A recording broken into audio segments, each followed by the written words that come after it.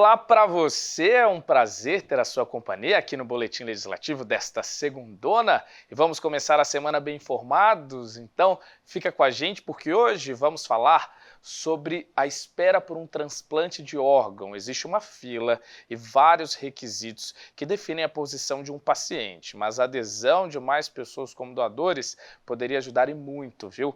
A acelerar a espera. E esse é só um dos assuntos de hoje, sabe por quê?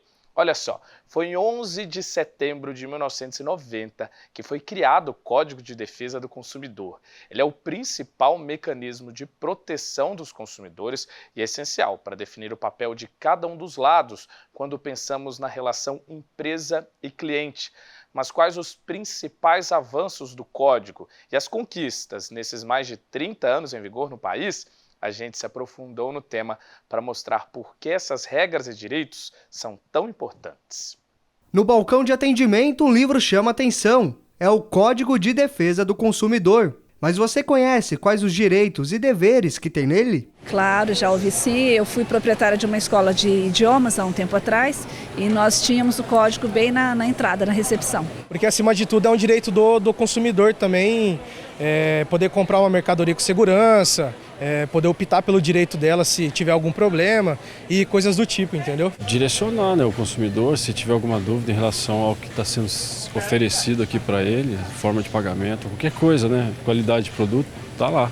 E o CDC, como é chamado o código, completa 33 anos. Ele é tão importante que quando se trata de leis, só está apenas abaixo da Constituição Federal. Com o código, foi possível dar voz e proteção aos consumidores e garantir uma relação segura de confiança entre empresa e cliente. Mesmo com todo esse tempo, ele ainda continua muito em vigor e é efetivo. Então ele traz o CDC para ficar em pé de igualdade com o fornecedor de produtos. Uma empresa grande, multinacional, imagine você, um consumidor pequenininho discutindo com essa empresa. Então ele vai e iguala essas relações, onde fica muito mais fácil o consumidor ter o seu direito assegurado. O nosso Código do Consumidor é considerado por especialistas como um dos mais completos do mundo. Nele estão previstas regras que vão desde o cancelamento ou troca de um produto a pedidos de danos morais ou ressarcimento de uma cobrança indevida, direitos protegidos por lei. Via de regra, o CDC fala que se o produto ou o serviço veio defeituoso, né, o serviço é um fornecimento de serviço,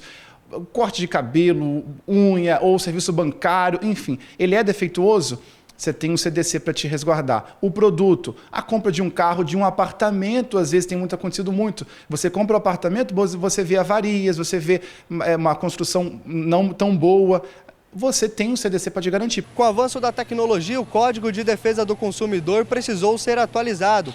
Um dos exemplos de evolução das ferramentas online foram as criações de sites, como o consumidor.gov, para que, na palma da mão, de forma rápida e prática, o consumidor consiga resolver o seu problema e, desta forma, impedir que até mesmo se torne um processo judicial. O consumidor.gov, né, falando dele, ele é uma forma que você acessa de casa e é onde você, pela internet, muitas das vezes tem se tornado efetivo, tem resolvido os problemas sem precisar de processo e da demora do processo, que é o que a gente geralmente não gosta, porque o processo resolve, mas às vezes demora. Quase sempre demora, né? E o consumidor.gov é muito imediato. Atualmente, a principal preocupação quando se trata dos direitos é relacionado ao ambiente digital, desde o e-commerce até as vendas de produtos bancários. Para se ter uma ideia, de acordo com a Federação Brasileira de Bancos, quase 70% das transações financeiras foram feitas pela internet.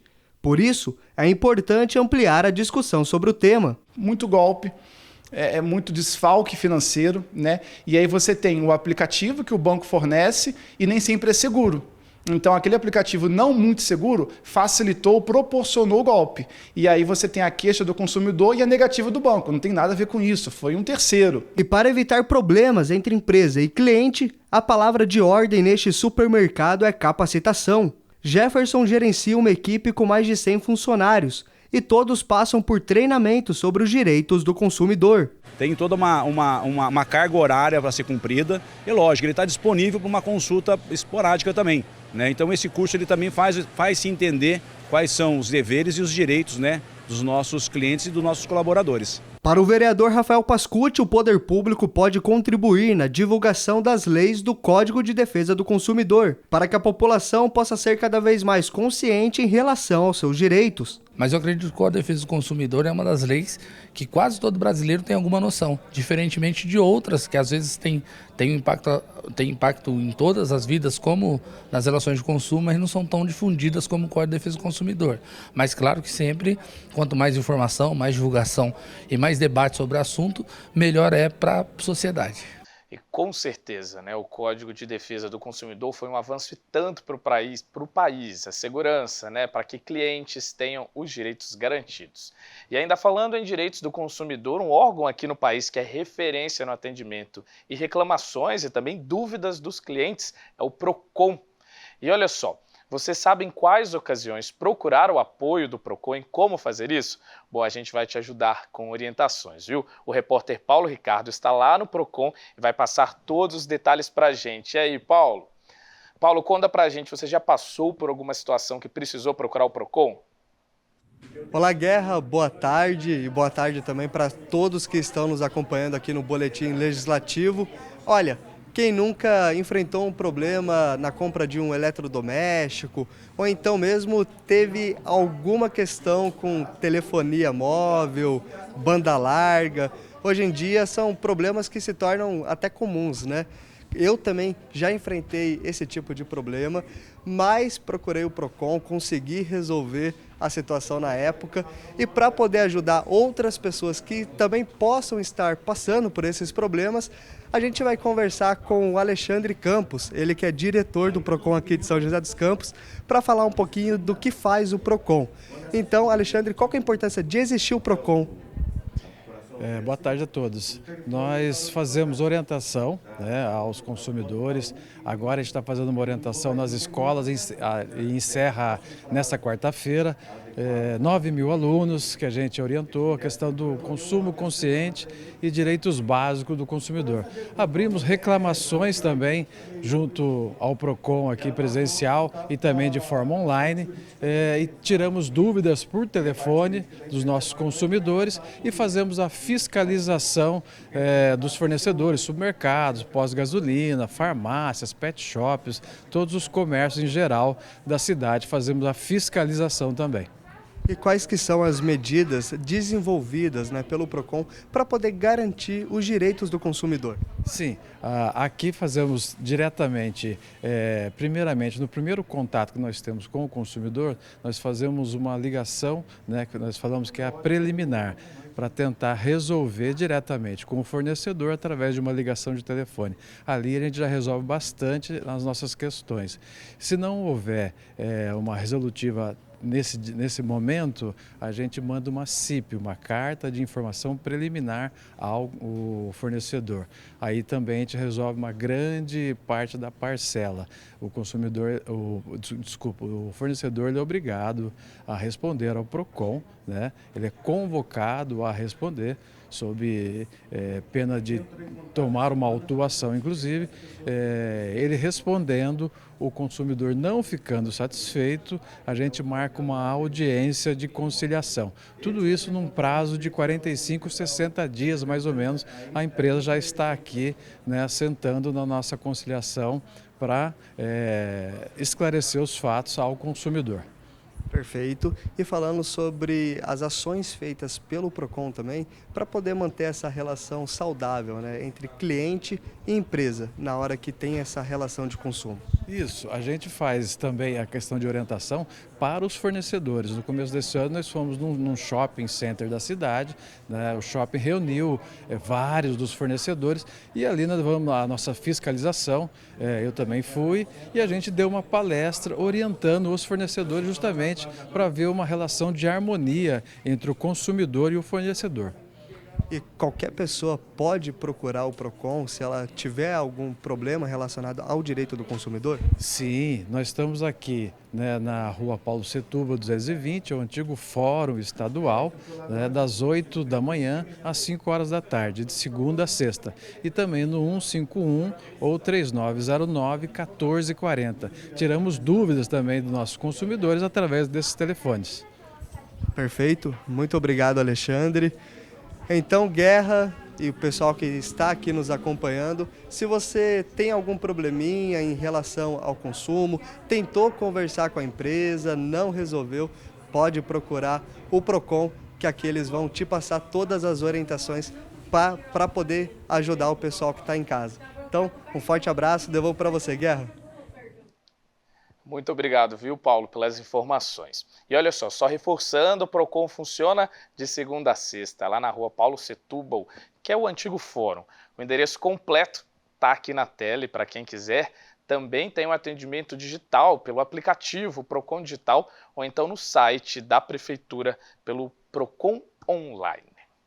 Bom, para manter o assunto no tema dos direitos e deveres, eu chamo agora o nosso quadro de toda segunda, o seu direito. Vamos ver qual vai ser a dica de hoje, que vai ajudar a gente a ficar mais por dentro da legislação que protege os consumidores. A Fernanda Santos vai contar para a gente.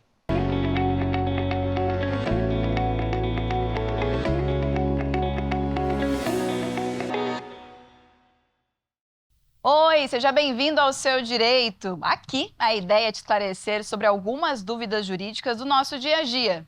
Hoje vamos falar sobre garantia. Imagine só comigo. Você comprou um produto, mas ele estragou e não tinha conserto. Aí a loja foi obrigada a te dar um novo. Mas como fica a garantia deste novo produto? Ela é renovada ou continua baseada na data da primeira compra? E aí, qual é o seu direito? Você recebendo um novo produto em razão da garantia, aquela garantia, tanto legal quanto a contratual, ela passa a vigorar do recebimento do novo produto.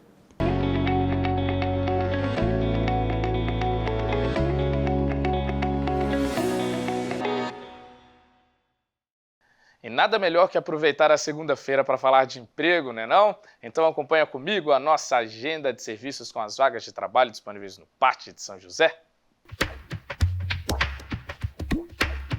O PAT, Posto de Atendimento ao Trabalhador de São José dos Campos, tem oportunidades de emprego para ajudante de carga e descarga, ajudante de pedreiro, atendente de cafeteria, atendente de lanchonete, auxiliar de loja, auxiliar de manutenção, auxiliar de mecânico, auxiliar de vendas, balconista, camareira, caseiro, chapeiro de lanchonete, churrasqueiro, confeiteira, consultor de vendas, controlador de pragas, costureira, cozinheira, cuidador infantil, encanador, escovista e maquiador, farmacêutico, instalador de câmera e alarme, auxiliar de logística, mecânico de refrigeração, meio oficial de serralheiro, montador elétrico 1 e 2, nutricionista, oficial de manutenção, operador de retroescavadeira, operador de telemarketing, operador de cartões, passadeira de lavanderia doméstica, promotor de vendas, recepcionista secretária, representante comercial, serralheiro, técnico em eletromecânica, técnico em nutrição, técnico mecânico e vendedor porta a porta. Ainda há vagas para pessoa com deficiência nos cargos de operador de telemarketing. Para se candidatar é fácil, é só comparecer ao PAT levando RG, CPF, carteira de trabalho e o cartão cidadão. O PAT fica na Praça Afonso Pena, número 175, no centro. E quem não se comoveu com o caso do apresentador Faustão, que conseguiu um transplante de coração? Foram apenas 7 dias de espera, mas essa não é a realidade de muitos aqui no Brasil, viu? São 65 mil pessoas que aguardam por um órgão, uma espera que pode levar mais de um ano. Mas por que para algumas pessoas demora tanto e para outras não? Nós fomos conversar com médicos da Santa Casa, hospital referência, para entender os critérios da fila de espera. Uma forma de ajudar é incentivar mais pessoas a serem doadoras. 30 dias após o transplante, Suelen recuperou o brilho no olhar. A foto registrada antes da cirurgia mostra os olhos completamente amarelados, consequência da perda de função do fígado, provocada por uma doença rara, de nome difícil, a colangite esclerosante primária.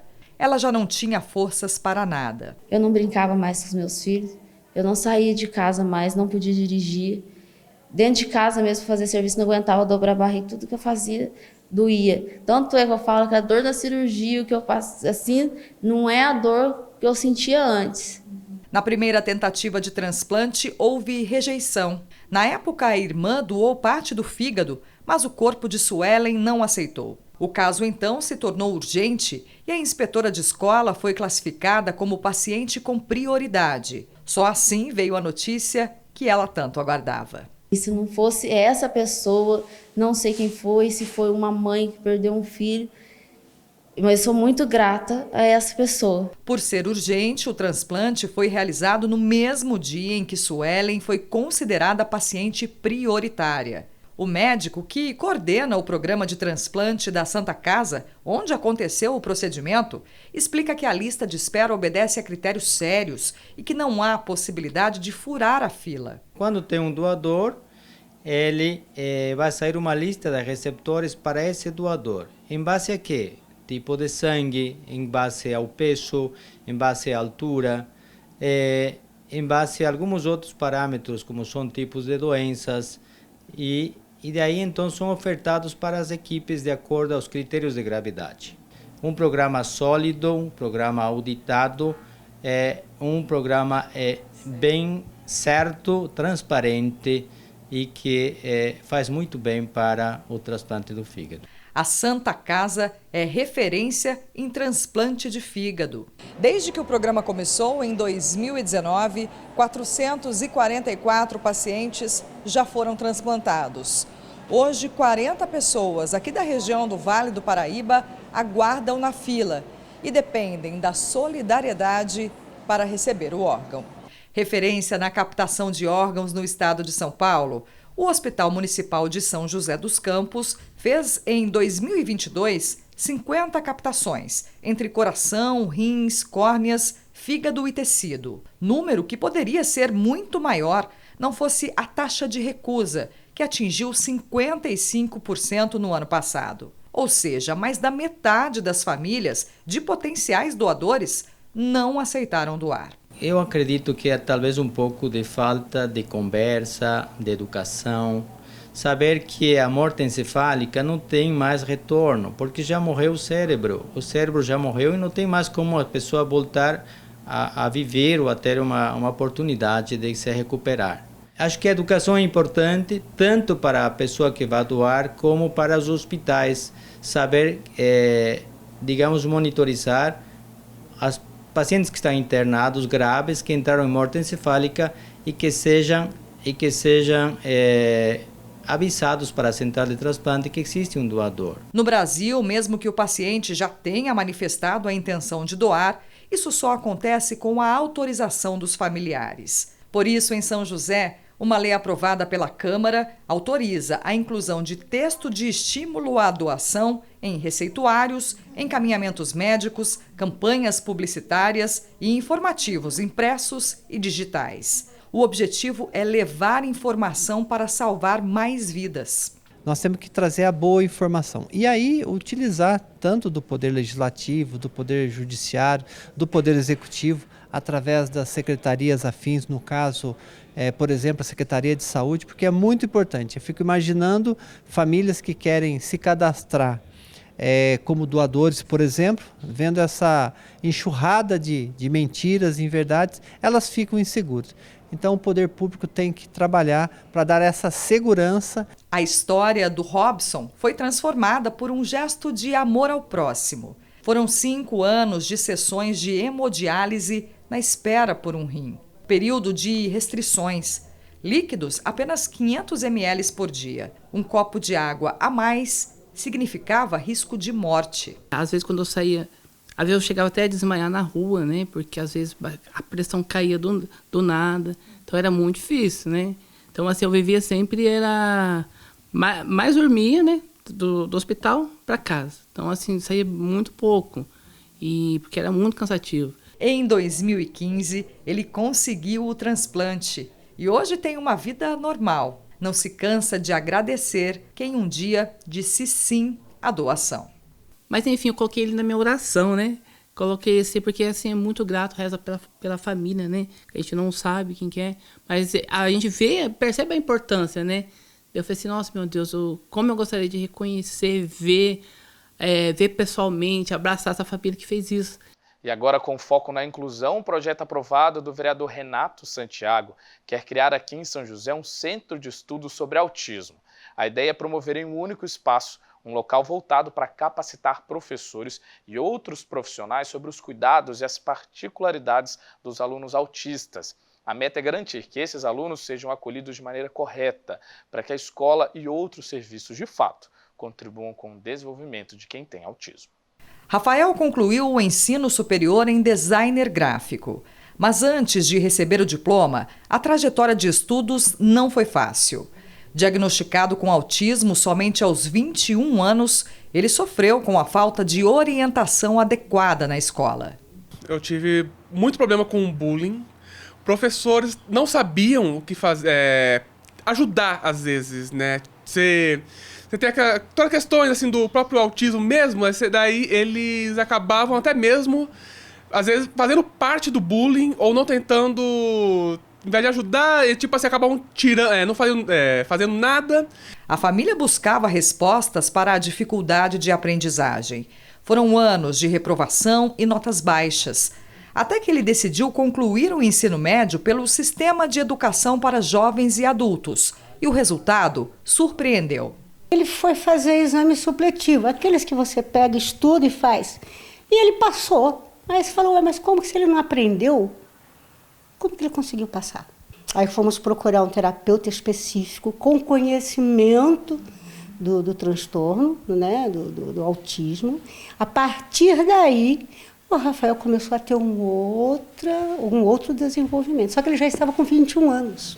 Na faculdade, Rafael percebeu que poderia se desenvolver ainda mais.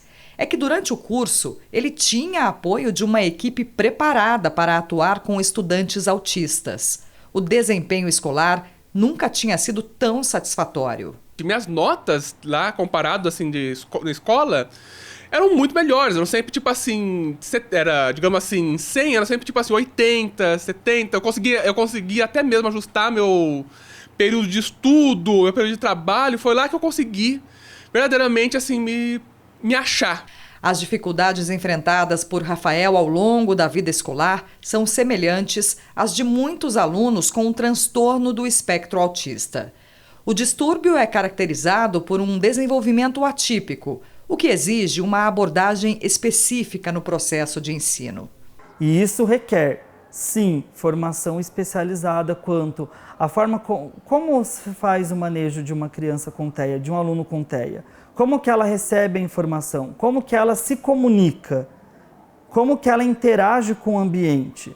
Quando a gente organiza todas essas informações e coloca ela em prática, o sucesso que isso pode fornecer é transformador. Os desafios para a formação de estudantes com TEA passa pelo preparo dos profissionais de educação. Atenta a essas necessidades, a Câmara Municipal aprovou um projeto de lei que autoriza o poder público a criar um centro de estudos para capacitar educadores e profissionais da rede de ensino. A proposta é de autoria do vereador Renato Santiago. Ela surgiu dos meus encontros, né, com as comunidades, com as mães dos autistas principalmente. Era relatado, foi relatado por várias vezes, né, que alguns profissionais não estavam ou não tinham capacidade de lidar com aquele aluno que possuía o transtorno do espectro autista. Então, nós decidimos fazer esse projeto para que antes desse profissional entrar na escola e trabalhar diretamente com o autista, que ele seja capacitado para essa função. A ideia é oferecer ferramentas de aprimoramento para as equipes que atuam com crianças e adolescentes que apresentam necessidades específicas. Que seja feita uma capacitação muito específica para que eles possam, antes de entrar para a sala de aula, já ter essa vivência e saber tudo que um aluno autista necessita. O GAIA, instituição filantrópica que presta apoio ao indivíduo com autismo, oferece o serviço educacional especializado. O atendimento acontece 2 vezes na semana no contraturno escolar. Atualmente, os psicopedagogos atendem 10 estudantes. Eles identificam as necessidades dos alunos e montam um programa personalizado para auxiliar no desempenho escolar.